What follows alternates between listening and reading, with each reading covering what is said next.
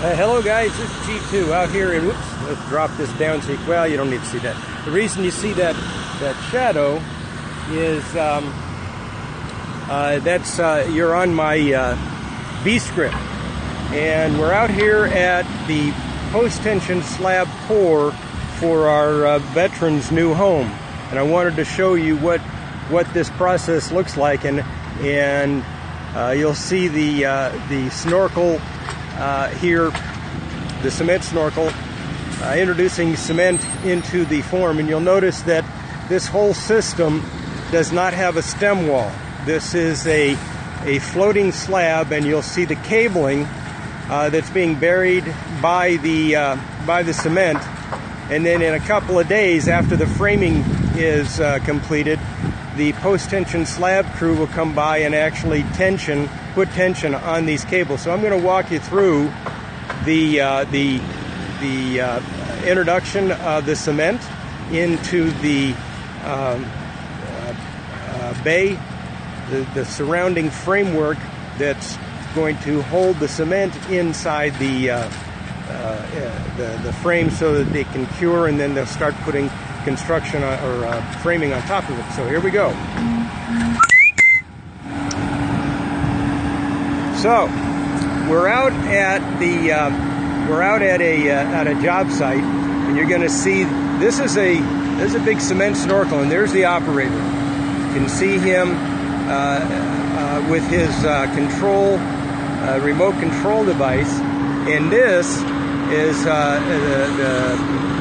the worker who is actually going to direct that cement and fill this slab. Over here you see the cement workers leveling out the cement, and here we go. He's going to start pouring or introducing the cement. Now this is coming up over this great big snorkel, and way out here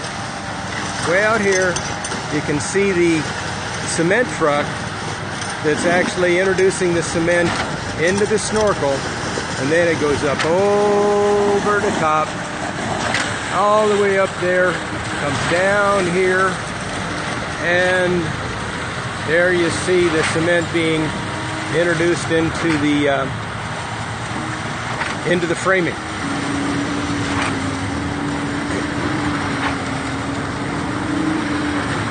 I've got a couple of cameras out here because we're actually filming this for our client. There's one of our cameras over there, and we got another camera way out there, and then we've got an iPad, wherever the hell it went. It's over here, but it overheated, so I can't run it.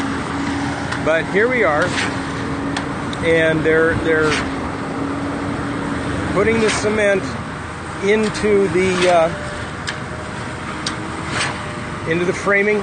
And again, you'll notice, we'll walk down here and take a closer look at the cement actually being pumped into the framework. Now that looks like a stem wall, but it's not. It's just part of the construction process.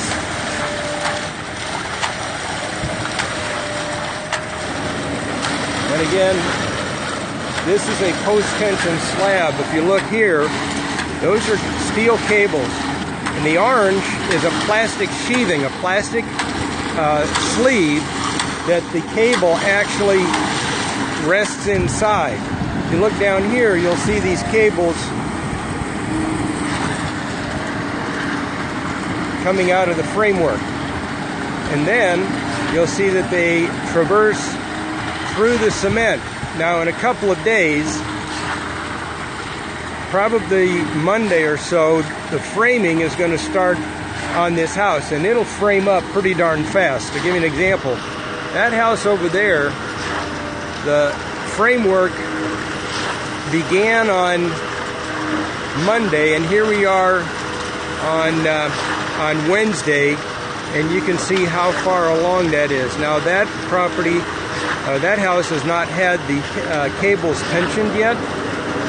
The slab has to cure for a couple of days, and then the tensioning crew comes out, and then they'll use incredibly powerful machines that put tension on the cables to actually compress the cement which keeps the foundation from cracking as this earth heaves.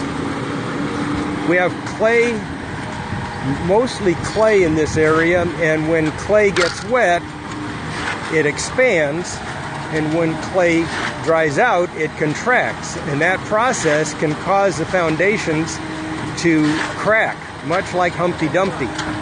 And in order to prevent that from happening to the slab, when a home is built on a post-tension slab, or when a home is built on a clay area, an area where the geology has determined that the ground is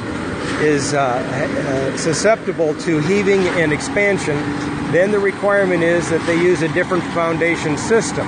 Out here, we're using a post-tension slab. There are a couple of other systems that can be used, but this one obviously is the post-tension slab, and this entire community is built with the post-tension slab in place.